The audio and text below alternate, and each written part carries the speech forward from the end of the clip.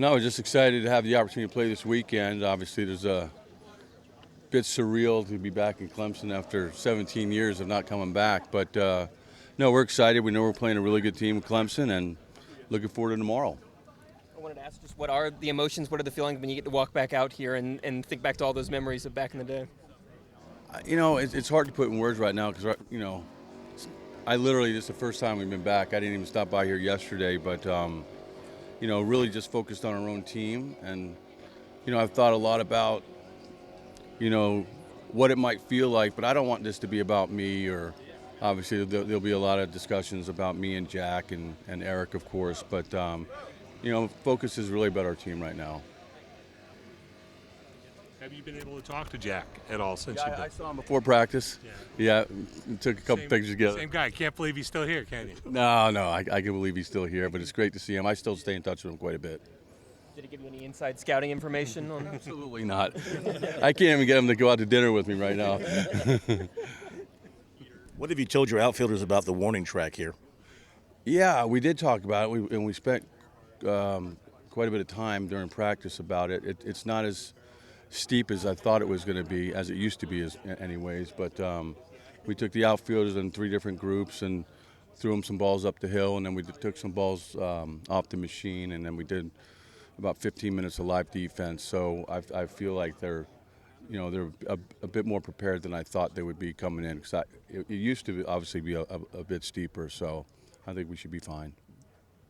The confidence of your team has got to be high after going into a hostile environment and coming out of Oklahoma State with a victory. Yeah, I mean, Oklahoma State was outstanding. I mean, they ran arm after arm after arm out there. They've got probably 3 or 4 hitters in their lineup that'll probably play in the big leagues. It was a hostile environment, but we played 3 games in about 28 hours, and I think it's been well scripted that we've maybe have underachieved quite a bit this year, but we played obviously a really difficult schedule, and we played in some really tough places. Arkansas, LSU. I mean, you go play Florida State 3 times. I mean, you look up and down our schedule, there's quite a few places that are really difficult to play, and I think that helped probably prepare us for last weekend. Where did you feel like you guys made the most progress on the mound last weekend, just with how much success you guys had compared to the weeks before that? Honestly, I think it probably started with Liam Peterson trying to figure things out. We finally found one guy that can get us into the 6th or 7th inning. So now you're not overextending your bullpen, and guys are being asked to do what they're capable of doing. But when you have starts that are 3 2/3 or 4 1/3, and you're going to your bullpen too early on a Friday night, that affects Saturday and obviously affects Sunday. So I think it all starts with Liam being able to extend the game, on that Friday night first start. On the other side, just what do you see in scouting Clemson and the solid season they've had so far leading up to this? I'm going to do some more tonight, but obviously they're older. They're athletic. They got some length to their lineup. And I've known Jimmy for a long time, and all of his staffs have always thrown strikes and had the ability to throw multiple pitches for strikes. And they can slow the ball down in fastball counts. And obviously they're playing with a lot of energy. I know they've had like maybe 25 come from behind wins this year.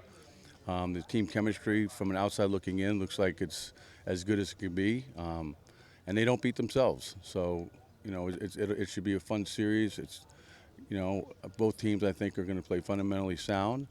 And it's like anything else. It'll come down to a pitch here and a bat here.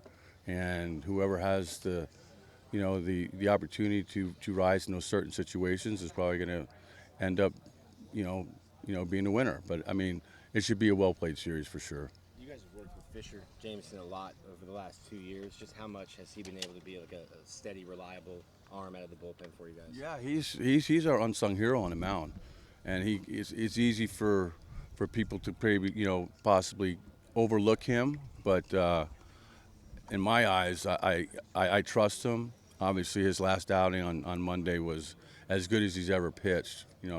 Facing 10 hitters and retiring all 10, but you could just see his confidence level different last Monday. But for me personally, he's been our most reliable pitcher all year long. Coach, what's the relationship like now between you and Coach Bakich? It's great. I mean, we've always been great friends. I mean, think about it. we all work together with Jack and obviously Tim at Vanderbilt. So I'm looking forward to seeing him tomorrow.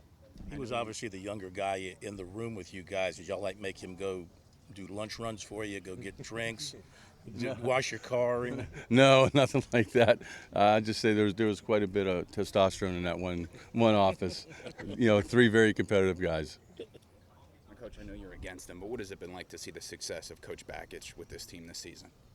I mean, honestly, I think he was the perfect fit for Clemson. And people would ask me when they were, going through the search, and I don't think there was anybody else that was probably even should be considered on the list. I knew he would be a perfect fit here, and obviously he's had tremendous success. Did you choose to wear the orange on purpose for practice today, or? Well, we're orange too. No, I know. I mean, I don't. Pretty much everyone else is wearing blue. Pretty much everyone else is wearing blue today, and I noticed you're wearing the orange. Kind of stood out from everybody. I didn't know Well, that was... I don't really talk to the players what they're wearing. I just put on what I want to put on. You know, Eric said earlier that he knew back in 2002 that there were 2 Hall of Fame assistants eventually out there. Did you see the same out of Eric? Did you see that from you and Tim? Yeah, I mean, Eric, he's always had energy. He's smart. He's very detail-oriented. And what he did at Michigan, I mean, think about it. He played for a national championship against Tim. I mean, so if you're able to do that at a place like Michigan, he's certainly going to have more success in an environment like this, for sure. How much of an impact did Jack have on your career and where you are now as a head coach? I mean, everything, honestly. I mean, I was young. I was probably about 28 years old, I guess, when Jack asked me, to come on board as his pitching coach. You know, when you're young, you always focus on the X's and O's and all those types of things. But, to run a program like this, there's so much more that's involved, in the organization and, the academic piece and, and now being around Jack and learning how to run a program from A to Z, really has prepared us for all this portal stuff and NIL stuff, and there's constant changes. But no, I obviously owe everything to Jack.